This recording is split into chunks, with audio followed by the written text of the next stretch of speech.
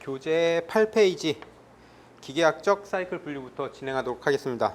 사이클이나 혼합기가 실린더 내에 유입된 후 배기가스가 되어 나올 때까지 주기적 변화를 말한다 해서 사행정 사이클은 흡입, 압축, 폭발, 배기 해서 사행정이 한 사이클을 이루고 있는 거고요. 요거는 열 에너지를 기계적 에너지로 변환을 시킨다라는 걸로 보시면 되고, 그 다음에 사행정 사이클, 그래서 요것도 이제 뒤에 요거부터 아마 설명을 다 드리고, 그래서 흡입, 압축, 폭발, 배기 행정 해서 총 4사이클로 이루어져 있고요.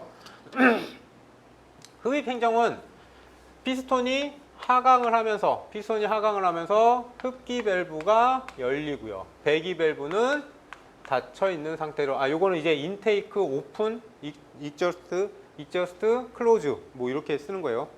그래서 요것도 혹시라도 공부하시다가요, 참고로 저는 이상 이하, 미만, 초과 요런 거를 한글 안 써요.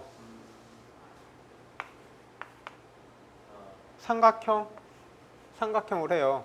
근데 미만이나 초과가 넘어간다 그러면은 해놓고 훨씬 편해요. 훨씬 더 빠르고.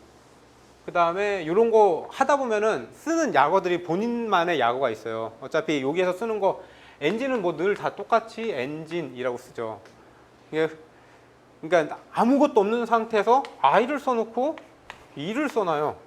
이건 뭐지라고는 하는데 흡배기나 뭐 이렇게 밸브 쪽에다가 요걸 써놓으면 흡기구나 배기구나 이런 식으로 이제 본인만의 약어를 써놓으셔도 돼요.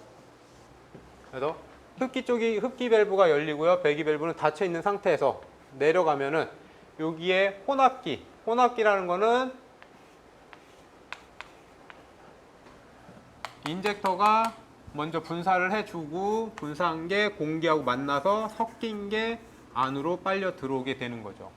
이때의 크랭크 축은 180도 회전을 하고 피스톤은 상사점에 있다가 하사점까지 내려와 있죠. 요게 한 행정, 1행정이 완료가 된 거고요. 이제 그 다음은 여기에 혼합가스 있는 거를 압축을 시켜야겠죠. BDC에서 TDC로 피스톤이 상승을 하는 거죠. 이때는 밸브들은 다 닫혀 있는 상태고, 그때도 크랭크 축은 다시 180도가 회전을 해서 총 360도가 회전이 되는 거죠. 이때 크랭크 축은 1회전이 되는 거죠. 1회전이 지금 되어 있는 상태인 거고요. 이 상태에서 이제 폭발을 시켜야겠죠. 압축이 됐습니다. 압축이 되어 있는 상태에서 그러면은 여기에도 열이 많이 발생한 상태고, 그러니까 그 압축을 했기 때문에 그만큼 이게 최적도 작아졌죠. 작아진 것만큼 열이 발생하죠. 열이 발생하는 거는 최적이 작아지면 작아질수록 분자들끼리 충돌이 일어나요. 그래서 쉽게 이해하는 게 요만한 방에다가 내가 10사람을 한 4사람을 가둬뒀어요. 부딪힘이 없죠. 아주 평화로울 거예요. 근데 이 4사람을 요만한 한 사람 들어가는 방에다가 쑤셔 넣었어요. 싸우겠죠. 여기서 좀 더 그럼 폭발하겠죠. 열받겠죠. 이렇게 해서 열이 발생합니다. 폭발을 이때 열이 발생할 적에 여기서 스파크 플러그에 잠깐 불꽃을 살짝 튀겨줍니다. 이때 튀겨주는 게 대략 한 25,000에서 한 3만 볼트 정도 되죠. 그래서 그 높은 고전압에 불꽃을 살짝 튀겨서 여기에 폭발을 일으켜서 요거는 다시 TDC에서 BDC로 하강을 합니다. 그래서 피스톤이 밑으로 내려왔고요. 이때도 180도 돌죠. 그러니까 처음 시작해가지고 총 540도만큼 회전을 한 거고요. 다시 이제 연소된 가스를 바깥으로 내보내기 위해서 BDC에서 TDC로 피스톤이 상승을 하고요. 상승을 하고 이때는 배기 밸브가 열린 상태로 되는 거죠. 그래서 배기가스가 바깥으로 빠져나가게끔. 이때 빠져나갈 때 흡기도 마지막에 같이 열어주죠. 같이 열어주는 부분을 밸브 오버랩이라고 하는 거고요. 이때 그럼 밸브 오버랩이 왜 필요하죠? 네. 네. 네. 그쵸.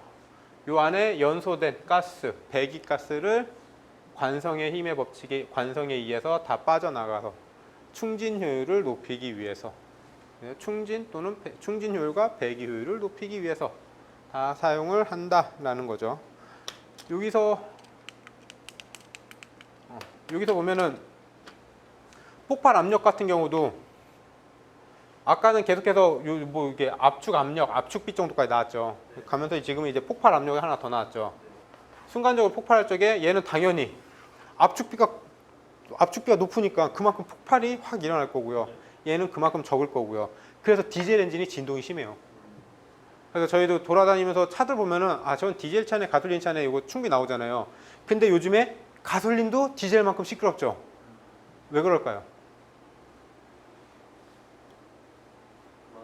네, 그렇죠. GDI 타입을 쓰기 때문에. 그러니까 GDI를 쓰는 이유 중에 하나가 초희박 연소를 하기 위한 거예요. 그러니까 GDI로 넘어가고 요즘에 기술력이 계속 좋아지면서 연비가 국산차 같은 경우는 몇 년 전까지만 해도 뭐 한 10km에서 한 12km 정도였으면은 10에서 한 12km 정도였으면은 요즘에는 디젤 같은 경우 좀 괜찮은 차들은 한 16km 정도까지 나오죠. 복합 연비가. 이 복합 연비가 뭐 한 16km까지 요거까지 끌어올리려면은 연료를 내가 조금 써야 되죠. 그럼 연료를 조금 쏜다 그러는 거는 만약에 14.7대 2를 맞춘다 그러면 연료를 조금 쐈어요. 공기를 조금 넣어야 되죠. 그러면 안 되죠. 그러면 힘이 떨어지잖아요. 그러니까 연료는 조금인데 얘를 뭐 한 20대 1, 25대 1 초희박 모드로 가기 위해서. 그래서 아까 말씀드렸던 GDI에서 폭발이 일어나면은 뭐 인젝터가 요 안쪽에 꼽혀서 분사를 하면요 여기에 모이게끔 해놓습니다. 얘만 여기만 폭발 일어나는 데만 농후하면은 충분히 힘이 나온다고 보니까 이렇게 요거고 그 다음에 여기서 이제 계산 뭐 여기서 계산식은 아닌데요. 배기량 구하는 게 가끔 가다가 한 번씩 툭툭 튀어나옵니다. 그래서 배기량이라는 거는 쉽게 말하면은 요 원에 대한 최적인 거잖아요. 그쵸? 네. 이 원에 대한 최적이고요. 얘가 만약에 4기통이다. 그러면 곱하기 4가 되는 거고요. 6기통이다. 그럼 곱하기 6이 되는 거고요. 기통수잖아요. 그래서 배기량 구하는 거는 아마 책을 보면은 책에는 뭐라 해야 될지 모르겠는데 저는 0.785 D자승 L이라고 외우고 있거든요. 혹시 요 0.785를 보신 적 있나요? 못 보셨나요? 요게 4파이 D 자승 L. 요건 혹시 보신 적 있나요? 네. 요거를 계산하기 힘드니까 0.785. 되게 좀 어차피 같은 공식인데 저희 초등학교 때는요. 반지름 곱하기 3파이 초등학교 때는 파이도 안 쓰죠? 3.14죠. 3.14 곱하기 L 가죠. 근데 중딩 때는 R 자승 파이 L 뭐 이런 식으로 갈 거예요. 갔잖아요. 거기 가다가 얘가 아마 대학 시절에 아니다 고등학교나 대학 시절 가다가 좀 더 최근에 더 많은 위로 올라가면 0.78로 또 바뀌어요. 어차피 같아요. 뭘 외우던 상관은 없어요. 여러분들 뭘 외워도 상관없는데 제가 봤을 때 이게 제일 외울 수만 있으면 이게 제일 편하긴 해요. 0.785 D자승 L이 뭔가 계산할 때도 얘가 많이 들어가면은 실제 3.14면은 계산하기 복잡해져요. 그렇기 때문에 0.785 D자승 L이 되는 거고요. 요게 나는 진짜 모르겠다 라고 하면요 그냥 이렇게 하세요. 거기서 D는 네. 안지름이죠? 네네. 그렇죠. 네. 여기서 말하는 0.785 D자승 L은 내경이고요. 횡정이고요. 얘기합니다. 그래서 요게 난 힘들다 라고 하면요. 여기 D나 또는 수학에서는 R이라고 쓰죠.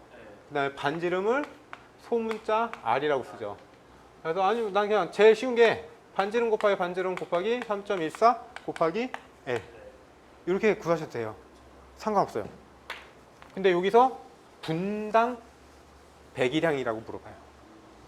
사람 진짜 짜증나게 요거를 이게 재작년인가 전전년도인가 전년도인가 해서 이런 문제가 있었어요. 1분 얘가 1000rpm으로 회전하고 있다. 1분간 뭐였죠? 1분 동안 배출된 요 가스의 양은 뭐 이런 식으로 물어봤어요. 이거는 간단 배기량을 구해 놓은 다음에 곱하기 1000rpm이니까 곱하기 500 반이니까. 왜냐면은 두 번 움직였을 적에 한 번 배출하는 거니까. 그러니까 이런 식으로 약간 힘들게 나온 게 요거예요. 근데 요거를 이해를 못 하셔가지고 보통은 곱하기 요거. 근데 중요한 건 여기서도 사기통이다 라고 딱 적어놔요. 다 풀어놓고 얘를 안 곱하는 경우도 있어요. 네, 이게 만약에 사기통이다 하면 4개인데 우리가 주어지는 건 요거 하나에 대한 치수만 주어지는 거죠. 그래서 곱하기 사기통하고 분당이다 라고 하면 RPM 나누기 2하고 가시는 거고. 근데 여기에 만약에 사행정이 아니라 이행정 사이클이다. 분당으로 한다 라고 하면 여긴 곱하기 얼마가 될까요? 곱하기 1000. 그쵸. 곱하기 1000이 되는 거죠. 약간씩의 변수들이 있죠. 그러니까 이런 거를 어쨌든 저희는 중고등학교 다니면서 수학 문제 막 풀어왔잖아요. 공식만 다 한다고 해서 100점 맞을 수는 없잖아요. 내가 어느 정도의 응용이 있어야 되는 거고, 절대적으로 이게 뒤바뀌었을 적에 값을 바꿔놨을 적에도 나는 찾을 수 있어야 되고요. 그냥 단순히 암기하고 푸는 것만으로서는 풀기는 힘들어요. 그렇다 해서 공학이 힘드냐? 아니요, 이게 공학이에요. 이게 공학이 힘든 문제라고 나온 거예요.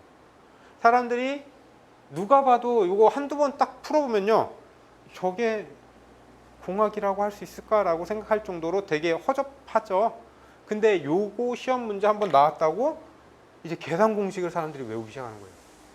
그래서 저는 그럴 필요는 없다라고 보는 거죠. 근데 기본적으로 알아야 될 공식들은 알아야죠. 근데 너무 계산 공식에 몰빵해가지고 해봐야 큰 소용은 없다라는 거죠. 그리고 다음에는 이행정 사이클. 이행정 사이클은 사행정. 요것도 잠깐 요거 봐야죠.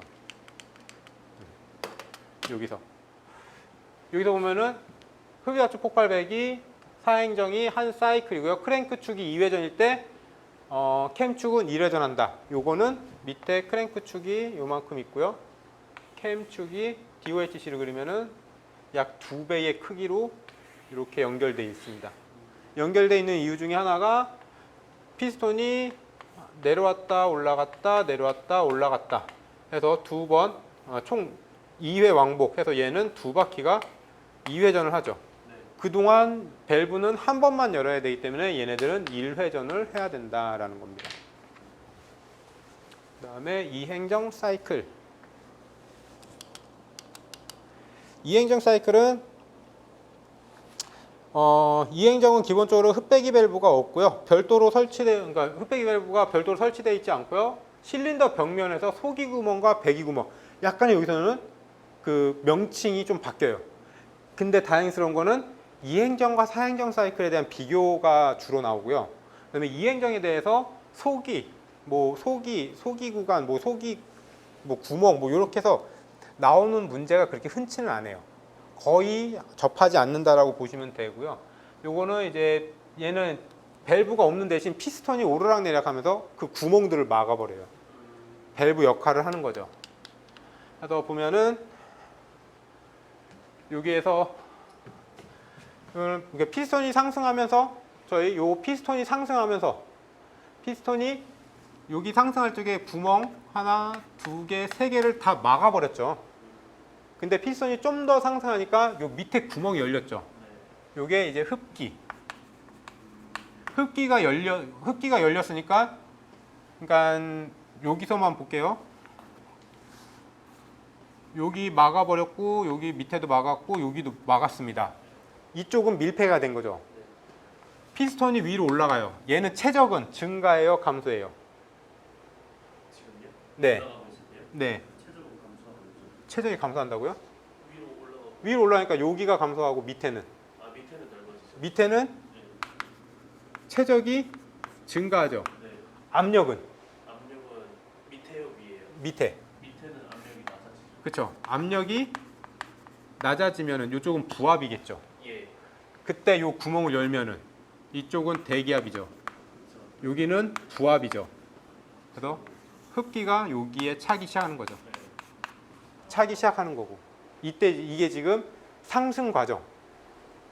상승 과정 때는 압축을 하면서 흡기를 합니다. 아 압축을 하면서. 압축을 하면서 흡기를 하는 거고요. 그다음에 올라간 상태에서 여기서 불꽃이 텄습니다. 내려오겠죠. 내려오면서 여기 또 잠깐 막았다가 구멍 2개를 열겠죠. 그래서 여기를 속이 구멍입니다. 여기를 배기 구멍입니다. 순간적으로 폭발해서 여기 밑으로 내려와서 이 구멍이 열리면은 여기는 압력이 높은 상태가 되겠죠. 네. 그럼 어디론가 빠져나가야 되는데 이쪽은 다시 들어왔다가 얘가 내려가면서 여기가 최적이 작아지면서 밑에도 압력이 높아지고 있죠. 점점. 그러면 당연히 상대적으로 낮은 배기 구멍으로 빠져나가고 있겠죠.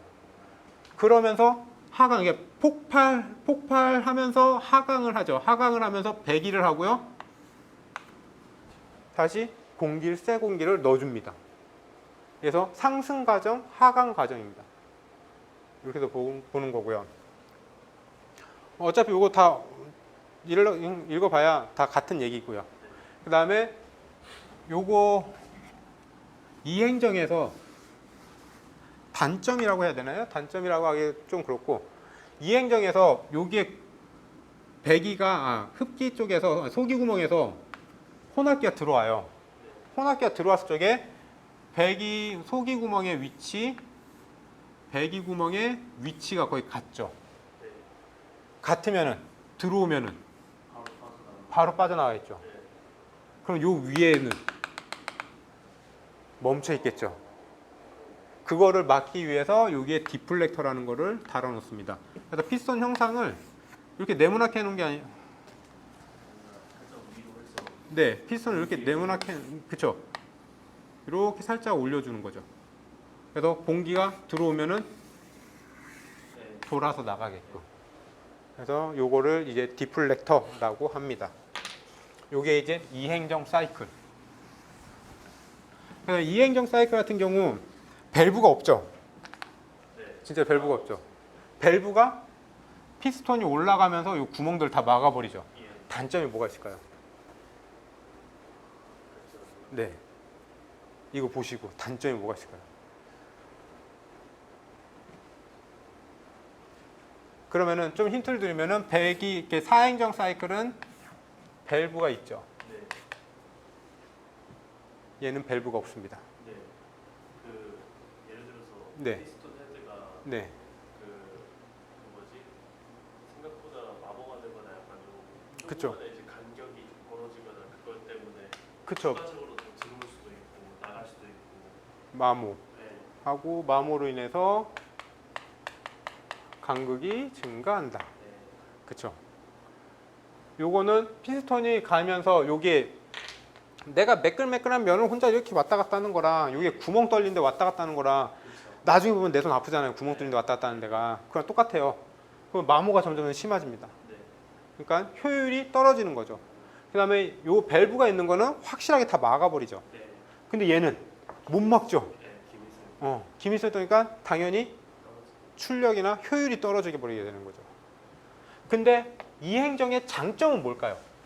장점이요. 네.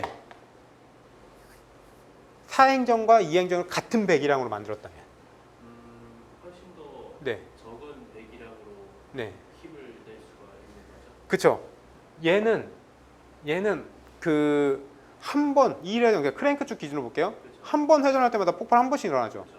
근데 사행정은 두 번 회전할 때 한 번씩 나죠. 같은 거라면은 얘가 한 1.6배 정도 높습니다. 실질적으로는 2배가 높아야 되는데 왜 1.6배냐? 밸브. 마찰 네, 이 밸브 기밀성이 없는 거죠. 폭발이 일어나고 그러니까 흑배기 과정을 거치면서 배기 그러니까 안에 있는 연소 가스가 바깥으로 다 나가야 되는데 나갈 수 없는 구조. 어느 정도 남아 있는 거죠. 그러니까 최적 효율도 안 좋아지고 이게 기밀도 안 좋고 하다 보니까 이제 그런 쪽으로 열 손실이 계속 발생되는 거죠. 그래서 출력은 대략 한 1.6배 정도라고 보면 됩니다. 그래서 지금 크게 보면은 소기행정, 디플렉터 이렇게 두 개가 있는데 여기 소기행정은 이제 연소시에서 유입된 혼합기에 의해서 연소가스가 자연적으로 배출되는 행정. 요게 소기행정 또는 하강행정. 그래서 보통 최근에 이게 상승행정, 하강행정이라는 단어를 많이 써요. 그러니까 상승행정 때, 하강행정 때. 요걸 한번 보시면 되고요. 디플렉터는 좀 말씀드린 것처럼 헤드 부분에 설치되는 돌기예요. 그냥 내가 바람이 그냥 혼합기가 들어와 버리면은 일직선으로 배기 쪽으로 빠져나가지 못하게 가다가 튕겨서 위로 올라가게끔 만드는 게 디플렉터이다라는 거랑 오히려 요게 더 시험 문제에는 자주 발생을 하죠. 4행정 사이클과 2행정 사이클에 대해서 그 장단점에 대해서 물어는 봐요. 4행정 사이클 대비 2행정 사이클의 단점은 무엇인가? 장점은 무엇인가? 근데 요게 문제 요거 좀 많이 힘들어하시는 분이 있는데 4행정 사이클에 대비했을 때 2행정 사이클의 장점이 아닌 것. 그럼 뭘 찾으면 될까요? 4행정 사이클 대비 2행정 사이클의 장점이 아닌 것. 그러면은 2행정 사이클의 장점을 찾죠. 그죠? 2행정 사이클의 장점이 아닌 걸 찾는 거죠. 4행정 사이클 대비 2행정 사이클의 장점이 아닌 걸 찾는 거니까. 그렇죠? 말장난 같죠? 네. 이거 다들 헷갈려 하세요. 이거 왔다 갔다 해서 단점이 근데 장점이 아닌 건데 단점을 딱 맞게 적어놔요. 행정이 짜라 불안정하다라고 적어놔요. 이건 단점이잖아요. 네. 근데 이게 맞다고 생각하는 거예요. 나는 여기서 요 안에 들어가지 않는 걸 찾는 건데 요걸 맞는 걸 찾아요. 그게 이제 문제 풀면서 요 부분을 보편적으로 어려워들 하세요. 근데 간단하잖아요.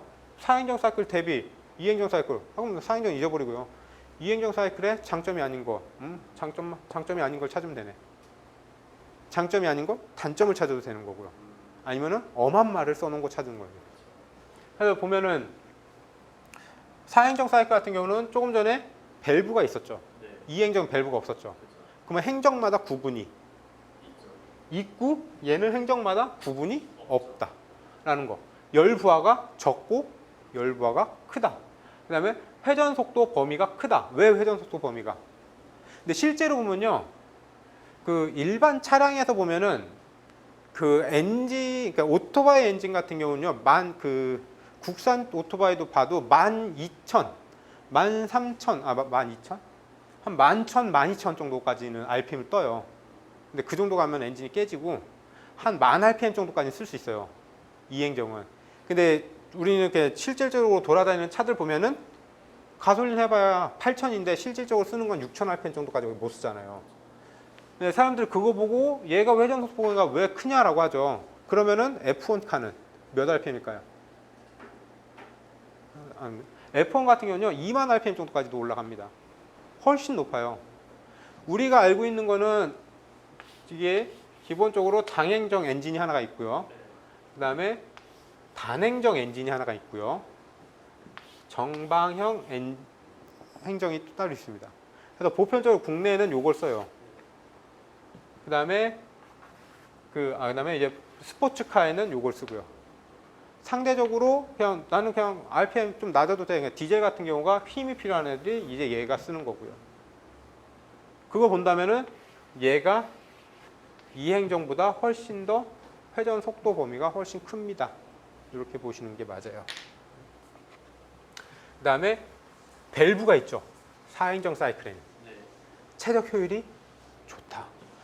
밸브가 있고 최적 그 행정이 확실하게 구분돼 있어서 배기가스 완전 연소든 뭐 미완전 연소든 안에 있는 실린더에서 한번 타고 난 것들을 완전히 배출할 수 있겠죠. 그래서 최적 효율이 높다라는 거, 연료 소비율이 적다, 기동이 쉽다라는 거. 그다음에 단점이라고 하면요, 얘의 장점의 반대가 대부분 장점이에요. 밸브가 있어서 좋죠. 밸브가 있어서 복잡합니다. 밸브가 있어서 밸브 열 때마다 탁탁탁 치죠. 소음이 발생합니다. 그 다음에 얘는 크랭크 축이 2회전 할 때마다 한 번씩만 폭발이 발생하죠. 그러면 당연히 실린더가 하나야. 그러면은 빵 터지고 그만큼의 힘을 내가 비축을 못한다라고 하면은 꺼지겠죠. 그래서 3기통 이하짜리 4행정 사이클 거의 못 보셨을 거예요.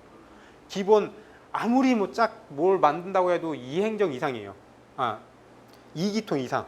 그러니까 보통 자동차에서는 3기통까지는 쓰죠. 근데 그 이하까지는 절대 내릴 수가 없죠. 그 다음에 마력당 줄량이 크다. 요거는 디젤에 해당된 거일 수도 있긴 한데요. 여기서는 4행정과 2행정을 봤기 때문에.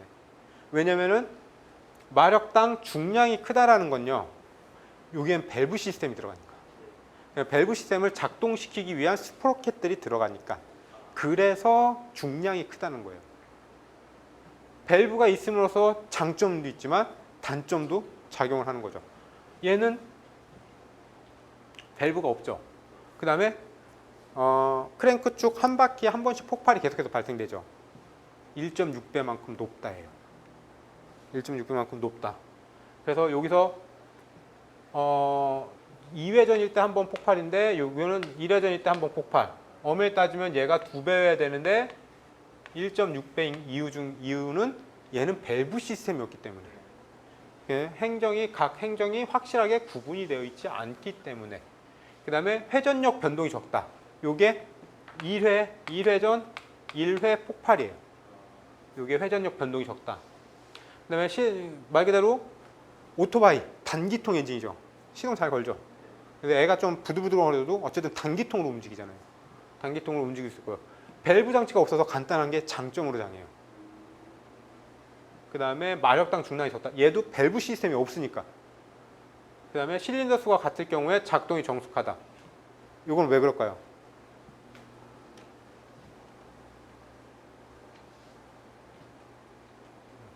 어차피 똑같아요. 얘가 같다고 하면은 얘는 2회전을 해야 되고 얘는 1회전을 해야 되면 그만큼 소리가 적다는 소리가. 그렇죠. 그러니까 실린더 수가 같을 경우라는 거는 4행정 사이클도 1기통, 2기통, 3기통. 2행정도 하나, 둘, 세 개. 그러면은 얘는 크랭크 축 2회전 할 적에 총 3번의 폭발이 일어난다고 그러면은 얘는 크랭크 축 2회전을 한다면은 6번을 폭발하는 거죠. 그러면은 3번을 폭발하면 한 번 뻥, 뻥이었으면은 6번이면은 뻥 하고 내려갈 때쯤 또 뻥. 이렇게 되는 거죠. 한 번씩 더 있으니까. 회전력 변동이 적다. 요 폭이 적다. 엔진 떠는 정도가 적다라는 겁니다. 근데 행정이 짧아 불안정하다. 행정이 짧다는 거는 밸브가 없어서 밸브 장치가 없어서 간단해요. 근데 밸브 장치가 없다 보니까 짧아요. 움직일 수 있는 범위가 너무 짧아요. 그게 이제 행정이 짧아 불안하고요. 당연히 밸브가 없기 때문에 확실한 행정이 구분이 안 되기 때문에 연료를 많이 먹고요. 그 다음에 저속이 어렵다.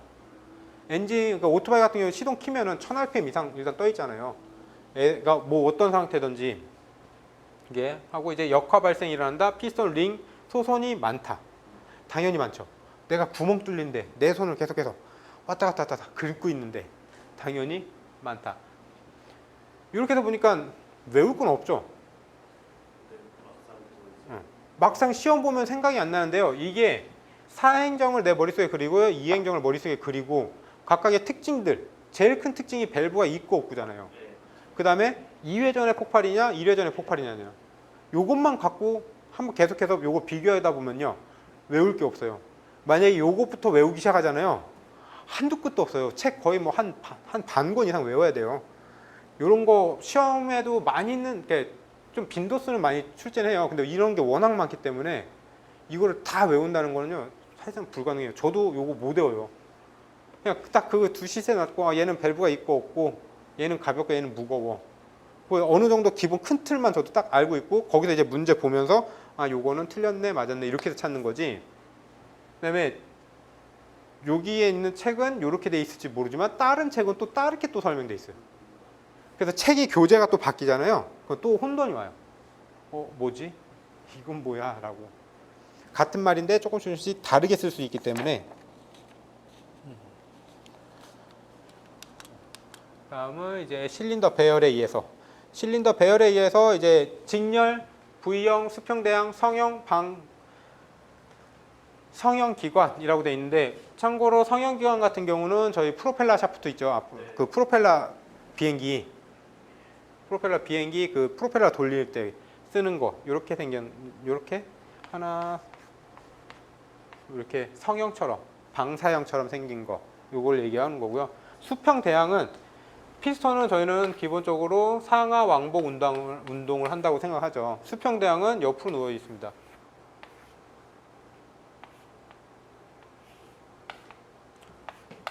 피스톤이 옆으로 누워 있습니다. 그래서 얘는 엄밀히 따지면 상하라기보다는 좌우 운동이죠. 근데 얘도 상하라고는 같이 불러주긴 하죠. 그래서 이게 수평 대항이고요. 근데 직렬형은 말 그대로 직렬입니다. 일자로 된 거, 요걸 직렬형. 네, V형 기관은 실린더 블록이 V자 모양으로 되어 있는 것들. 요게 이제 60도짜리, 90도짜리 뭐 이렇게 좀 나눠져 있습니다. 엔진 특성에 따라서 좀 나눠져 있는 거고요. 그 다음에 밸브에 의한 분류. 밸브에 의한 분류는 여기 있는 것처럼 I 헤드형이 있고요. I 헤드형이 있고요. L 헤드형이 있고요. F 그 다음에 T형이 있습니다. 그래서 I 헤드형 플러스 L 헤드형은 F 헤드형이에요. 그래서 I 헤드형이라는 거는 실린더가 있으면은 밸브가 위쪽에 있습니다. 흡배기 밸브가 좀 더 위쪽에 있습니다. L자는 흡배기 밸브가 다 밑에 쪽에 있습니다. F는 더하니까 뭐죠? 하나는 밑에 있고 하나는 위에 있는 거죠. 이게 F형이고요. T자는 T자 모양으로 되어 있습니다. 그래서 이렇게 해서 I형, L형, F형, T형입니다. 그래서 I 플러스 L은 F형이다. 이것도 전에도 요거에 대한 시험 문제 많이 나는데 요즘에는 I형 빼고는 볼 일이 없어요. 이건 뭐 실험용을 쓰던지 아니면은 이제 과거 차량을 뜯던지 아니면 진짜 대형 차량들을 뜯던지 뭐 요렇지 않는 이상 그냥 일반적으로 돌아다니는 승용차는 뜯었을 때는 전부 다 I형일 거예요. 이건 다 I형이고 그래서 요거는 이렇게 보시면 되고 다음은 이제 냉각 방식에 따른 내연기관의 엔진의 분류. 그래서 이제 순행식과 공냉식이라고 하죠. 순행식은 말 그대로 물로 식히는 거.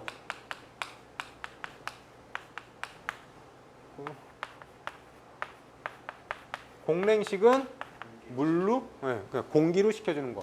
순행식에서도 강제가 있고요. 자연이 있고요. 공냉식도 강제가 있고 자연식이 있습니다. 자동차에서는요, 순행식에 강제 순행식을 사용을 합니다. 거기에 플러스 강제 공냉까지도 같이 들어가긴 하죠. 일정 온도가 되면 냉각 팬을 돌리죠. 냉각 팬을 돌려서 강제로 하는 것도 있고, 이것도 들어가는데 일단 차량에서는 강제 순행식을 사용한다. 그 일반적으로 돌아다니는 오토바이는요, 자연 공냉식입니다. 그 다음에 자연 순행식 같은 경우는 요거는 대류 현상. 어딘가 뜨거워지잖아요. 그러면은 요게 이게 대류 현상에 의해서 애들이 움직이잖아요. 그래서 지들이 움직이면서 식혀줘요. 이게 자연 순행식. 강제 공랭식은 펜으로 부는 거 하고 자연 순항식. 그래서 특징을 보면요, 순행식은 얘는 라디에이터가 있어요. 라디에이터라는 게 있어요. 그 라디에이터 쪽으로 물을 보내서 그 물을 또 식혀주고, 식혀진 물로 다시 엔진을 식혀주고, 엔진을 식혀주면서 뜨거워진 물은 다시 또 라디에이터로 보내고, 이렇게 계속 순환을 하는 거죠. 근데 이 순환을 시켜주는 게 물펌프. 중간에 물펌프라는 게 있어서 물펌프가 계속해서 순환을 시켜주는 거죠. 그 다음에 공랭식 같은 경우의 특징은요, 얘는 냉각 핀이 있습니다. 얘도 라디에이터에도 냉각 핀이 있긴 해요. 냉각 핀이. 근데 요거 같은 경우는 아예 엔진에 냉각 핀을 설치합니다. 냉각 핀이라는 거는 별로 없죠. 그냥 이렇게 네모나게 생긴 거 안에 열이 받습니다. 요것보다는 여기다 핀 같은 걸 하나 이렇게 달아줘요. 그러면은 더 빨리 식어요. 왜? 체력이 남아서. 그쵸? 닿는 면적들이 넓어지죠. 면적이 넓어지니까 그만큼 열을 빨리 뺐습니다. 근데 단점은 무거워지죠. 그리고 자연 공랭식이든 강제 공랭식이든 얘네가 커요. 애가 차가워. 그래도 열을 많이 뺏기고 있어요. 그것 또한 단점으로 볼 수 있는 거죠. 그래서 순행식은 실린더 헤드 및 블록에 설치한 물제키 또는 부동액을 강제로 순환시켜 기관을 냉각시키는 방식이고, 라디에이터가 있고요, 냉각팬, 물펌프 등이 있고요. 공랭식은 실린더 헤드 또는 요거는 냉각 핀을 부착시켜 열 전달 면적을 크게 만든다. 요게 이제 냉각 방식이 있는 거고요. 다음에는 실린더와 안찌름에 대한 비율. 그래서 실린더와 안찌름에 대한 비율에서 장행정, 정방, 단행정이죠. 이것도 크게 깁니다. 장행정입니다. 얘가 그러니까 가로, 세로 길이가 다 똑같습니다. 정방 행정입니다. 그 다음에 얘는 가로로 깁니다. 단행정입니다. 장행정이고요. 그래서 여기서 주로 나오는 게요, 단행정의 장점 중에 하나가요, 피스톤의 평균 속도를 높이지 않고 RPM을 올릴 수 있다. 요거를 다들 이게 보면은 일변하죠. 피스톤의 평균 속도를 높이지 않고 회전 속도를 높일 수 있다라고는 해요. 이거를 다들 저게 뭔 말이야 라고 해요. 이해가 좀 안 가시죠. 여기서 그림으로 보시면은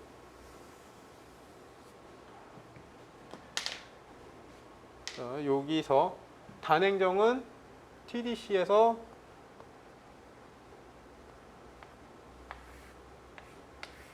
피스톤이 여기까지 내려올 수 있어요. 네. 정방행정은 여기까지 내려올 수 있어요.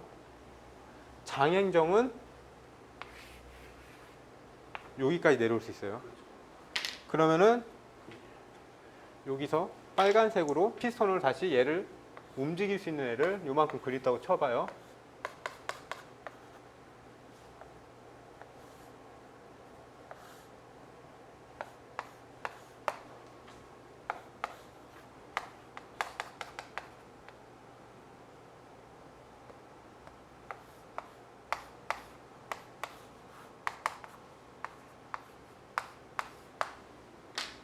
이동거리 어느 게 짧죠? 단행정. 얘 한 바퀴 크랭크 축 1회전 시킵니다. 얘도 1회전 시킵니다. 얘도 1회전 시킵니다.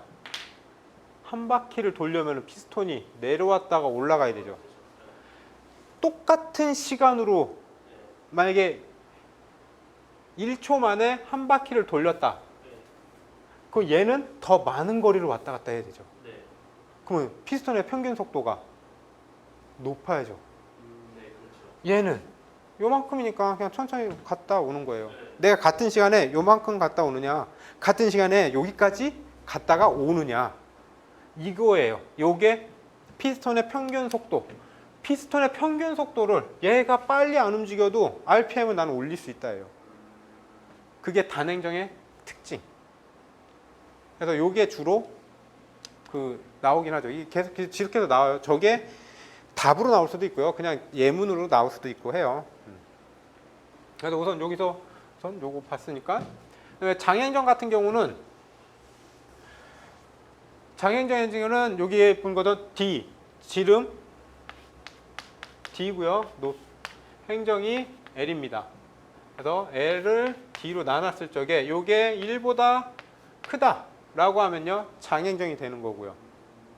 지름이 더 크다 단행정이 됩니다. 그럼 여기서 엔진의 높이가 제일 높은 건 뭘까요? 네, 엔진의 높이. 그렇죠. 얘가 엔진의 높이가 높겠죠. 그럼 엔진이 옆으로 길게 퍼진 건 뭘까요? 단행정. 단행정은 엔진의 높이를 낮출 수 있지만요 단점으로 길어져요. 장행정은 엔진의 높이가 높지만 작아져요. 그렇죠. 정광행정은 이거는 그냥 어정쩡한 이거 두 개의 장단점을 그냥 적절히 잘 합쳐놓은 거예요. 그래서 시험 문제에서 아예 배제가 되는 녀석입니다. 주로 얘가 많이 나와요. 낼 수 있는 게 좀 많기 때문에. 장행정 같은 경우는 대신 힘이 좀 좋아지겠죠. 그래서 저속에서 저 RPM에서도 큰 힘을 낼 수 있는 거고요. 단행정 같은 경우는 고 RPM에서 힘을 낼 수 있죠. 저속에서는 힘이 딸리는 거고요. 그래서 보면은 이제 요거 가장 기본적인 거 장행정과 단행정 요거고요. 주로 단행정 특징 나오니까 요 회전 속도를 빨리 안 해도 RPM을 높일 수 있고요. 단위 최적당 중량이 출력이 크고 흡배기 밸브 지름을 크게 할 수 있어서 최적 효율이 좋대요. 그렇죠? 크기가 지름이 크기가 다르죠. 그럼 훨씬 더 크게 만들 수 있겠죠. 그럼 단점도 있겠죠. 밸브가 무조건 커요. 그럼 단점은 뭐죠? 네. 밸브가 크면 밸브가 커지면은 그만큼 열이 빠져나가기 힘들잖아요. 그렇죠. 좁아야지. 그러니까 네, 맞아요. 입체로 입체로 그리면은 이렇게 돼 있는 거라면은 요게 열이 위아래로는 빠져나갈 수가 없다고 가정하고 무조건 요 옆으로 와야 돼요. 그럼 요 가운데 열이 모여 있으면은 얘가 크면 클수록 이 열이 계속 모여 있겠죠. 열이 모여 있다는 건 노킹이 발생할 수 있다라는 뜻도 됩니다. 참 많은 게 엮이죠. 아까 수업했던 것도 또 엮이죠. 자동차는 여기 계속해서 엮여 있어요. 그래서 그러니까 암기보다는 이해가 좋습니다. 하고 쭉 가면은 충진율 이건 당연히 좋고 높이가 당연히 낮아지죠. 대신 길어지죠. 그거를 보완하기 위해서 V형을 쓰는 거죠. V형을 쓰는 거고요. 피스톤이 과열되기 쉽고 측압이 증대가 된다. 피스톤 얘가 열이 내가 빠져나갈 수가 없어. 빠져나갈 수 없고 옆으로 길죠. 그러면 힘의 벡터가 위는 짧은데 옆은 길죠. 그러면 측면을 많이 치겠죠. 그 다음에 폭발 압력이 커 크랭크 쪽 베어링이 넓어야 한다. 당연히 이게 이만한 녀석이 미니까 요만하게 받아들일 수 없잖아요. 베어링이. 그러니까 거기에 맞춰서 점점 베어링도 커야 되고요. 회전 속도가 증가하면 관성력 불편형으로 회전 부분 진동이 커지고요. 실린더 안지름이 커 기관의 길이가 길어진다. 7번 같은 경우는 기술력이 좋으면은 또 비싼 거, 고가의 제품을 쓰면은 그나마 괜찮습니다. 그래서 요게 주로 나오는 시험 여기 장행정, 단행정으로 나온다면 요런 내용이 나옵니다. 방금 보셨던 요거에 대한 원리가 어느 정도 나오고요. 다음으로는 연력학적 사이클 분류. 이네 정적 사이클, 정합 사이클, 복합 사이클. 요거 오토 사이클은 가솔린이고 정합 사이클은 저속 디젤이고요. 복합 사이클이 고속 디젤입니다. 그래서 요거는 텍스트로 뭘 해서 외우려고들 하지 마세요. 텍스트로 해서 뭘 외우려고는 하지 마시고요. 아주 간단하게 이게 결코 간단하지 않을 수는 있긴 한데요. 이거 좀 많이 보셨죠? 여기 뭐 좀 덜 적혀있는데 PV 선도로 그린 거죠. 그래서 V 선도죠. 그래서 피스톤이 상하, 그러니까 TDC, BDC 상하 왕복 운동을 하면서 나오는 거를 이게 그래프로 그린 거예요. 이렇게 실제적인 그래프는 이런 식으로 이렇게 라운드 져요. 근데 라운드 지면은 꼭지점 찾기 할 수가 없기 때문에 편의상 요거를 내려와서 흡입에서 압축을 하고요. 이때 폭발이 일어나고요. 배기가 나고요. 다시 빠져나오고 왕복하고 나옵니다. 요게 가장 기본적인 오토 사이클. 오토 사이클은요. 일정한 최적 하에서 폭발이 일어납니다. 그 다음에 디젤 사이클은 쭉 올라갔다가 일정한 압력 하에 폭발이 발생을 합니다. 자, 요게 디젤 사이클. 얘가 오토 사이클. 사바테 사이클은 일정한 최적 하에 압력 하에 발생을 합니다. 요게 빨간색이 사바테 사이클이라고 하죠. 그 여기서도 여기 번호를 어떻게 했죠? 1, 2 얘가 1번이고 내가 5번을 줬어요. V1을 V5로 나눴어요. 이건 뭐죠? 그죠? 압축비. 압축비. 요거를 다시 그리면요. 여기가 간극체적이게 되는 거고요. 여기가 행정체적이 되는 거죠. V1은 간극체적부터 행정체적까지 들어가 있는 거고 V5는 간극체적이 들어가 있는 거고 이렇게 좀 보시면 되고요. 여기서 실질적으로 그 시험 문제가 막상 뭐 내기는 힘들어요. 낸다라고 하면요. 사람 더럽게 짜증나는 단열 압축, 단열 팽창 뭐 이런 것만 해요. 근데 저 자동차는 그렇게 뭐 고난이도 있게 막 들어가는 학문은 아니에요. 참으로 고맙게 수박 겉핥기 형식으로 뚝뚝뚝 넘어가요. 요것만 알면 돼요. 얘네들은 위로 올라가죠. 압축하는 거죠. 여기는 팽창이죠. 얘네들 그냥 단열이라고 쓰세요. 단열 압축, 단열 팽창이에요. 그 다음에 일정한 최적하에서 정적, 정압. 여기 또 정적. 이게 끝이에요. 일정한 최적하에 폭발이 일어나느냐, 일정한 압력하에 폭발이 일어나느냐. 그 다음에 배기가 넘어갈 때는 일정한 최적하에 넘어가는 거고요. 그래서 보통은 그죠. 이쪽으로 Q1 아니면 디젤은 요 위로 Q1 사바트는 이거 두 개 다 동하면 되고요. 여기 나가는 거를 Q2 연료율 물어봐요. 참 Q1, Q2 주고 연료율 보면 좋죠. 연료율은 대부분 연료율은 어떻게 보면은 그거예요. 내가 들어간 것분에 나간 거예요. Q1분의 Q2가 기본이에요. 들어간 것분에 나간 게 내 연료율이. 근데 이렇게 쉽게 내지는 않겠죠. 혹시라도 어렵게 낸다면은 아마 요거 있는 텍스트를 쫙 풀어요.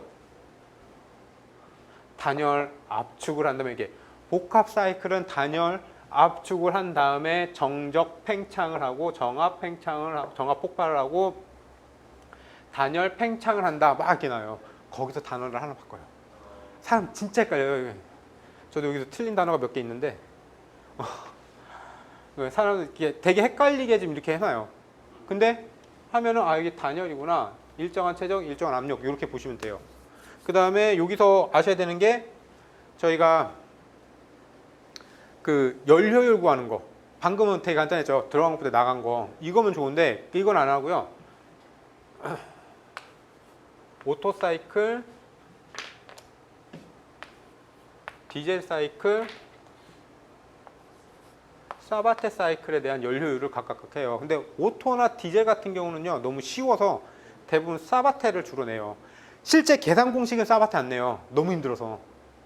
근데 다음 그 사바테 사이클의 연료율 공식으로 올바른 것이라고 해요. 혹시 기억나는 거 하나 있나요? 좀 없나요? 그래서 요거는 저는 시간이 이거 그냥 지울게요. 일단 대표적인 거 그냥 사바테 사이클. 빨간색도 보이시나요? 네, 보입니다. 빨간색도 보여요. 사바테 사이클은 이라고 하죠. 조금 그 정신 없더라도 색깔 좀 섞어서 할게요. 1 마이너스 압축비 나누기 카파 마이너스 1이 됩니다. 우선은 요게 오토 사이클이에요. 오토 사이클이고요. 여기에 곱하기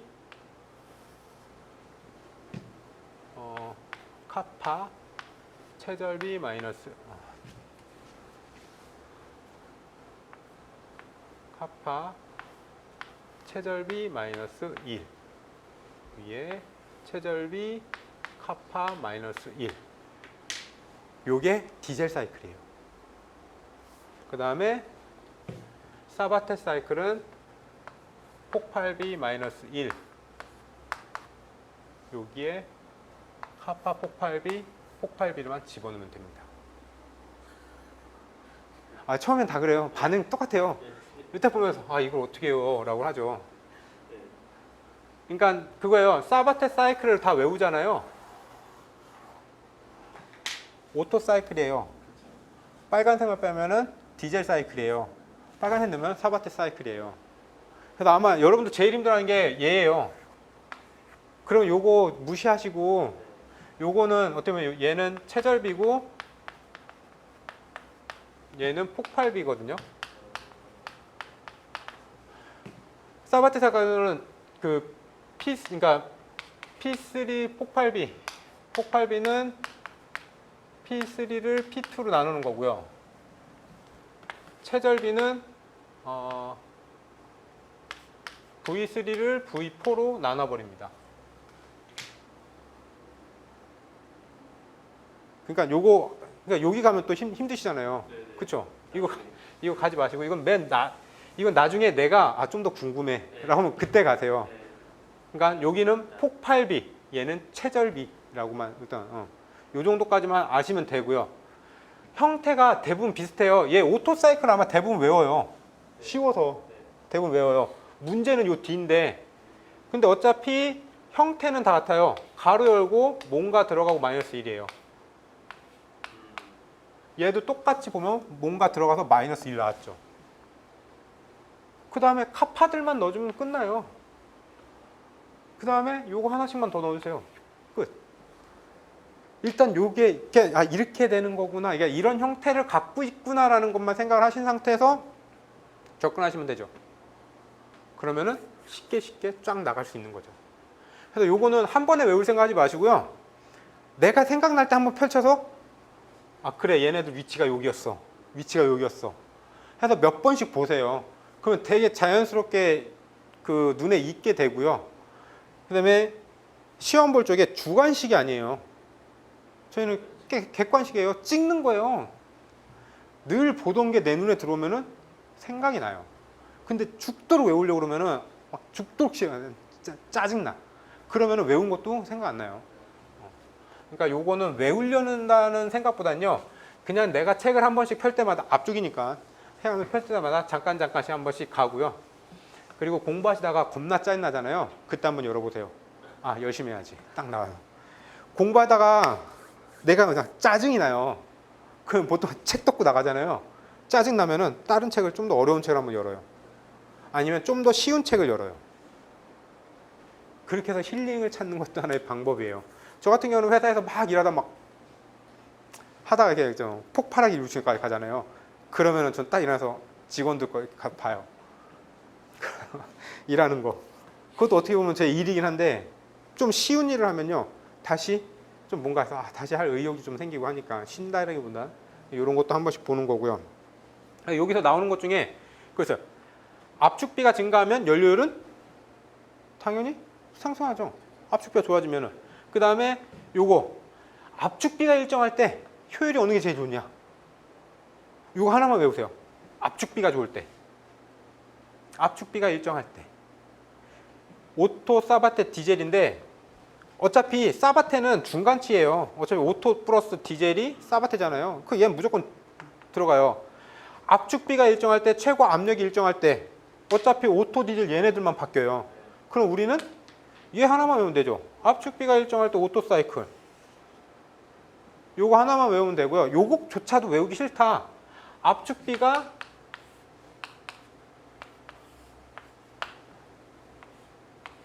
압축비가 일정하다라는 거는 여기서 보면은 V1과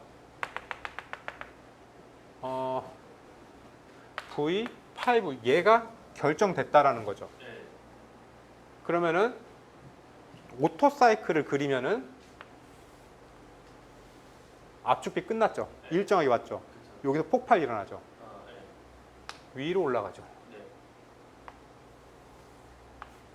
가죠. 어차피 사바테 사이클은 이렇게 갈 거니까 네. 디젤 사이클이야. 디젤 사이클 요거예요. 그대로 왔어요. 됐어요. 네. 일정한 최저. 다시 내려갑니다. 작죠. 요 부분이 오토 사이클 더 크죠. 효율이 더 좋다. 그래서 요거를 외우셔도 되고요. 이게 불안하면 이렇게 그림을 외우셔도 되고 둘 중에 하나만 외우시면 돼요. 그리고 나머지는 반대예요. 반대. 사바테는 어차피 중간이니까 가운데 있는 녀석이고. 이렇게 가면은 이것도 처음에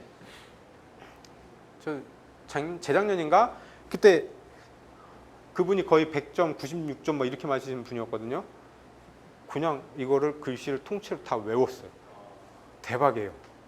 저도 고민하는데 먼저 막 얘기를 해줘요. 근데 정작 중요한 거는 그 관연도 문제는 그렇게 맞는데 여기에 텍스트를 하나 바꿔버리잖아요. 다 틀려요. 단순 암기가 그게 제일 큰 문제예요. 단순 암기에서 내가 암기한 거를 그냥 써내거나 뭐 이러면 참 좋은데 단순 암기했는데 요거 텍스트를 바꿔버린다. 그건 최악의 상황이 발생돼요. 다 틀려버리는 거예요. 그래서 그러니까 너무 외우려고 하지 마시고요. 근데 요거는 좀 외우세요. 네. 이 정도는 외우시고요. 그 공식도 사바테 사이클 공식도 외우시고요. 하고 이번 시간은 여기까지 하도록 하겠습니다. 수고하셨습니다.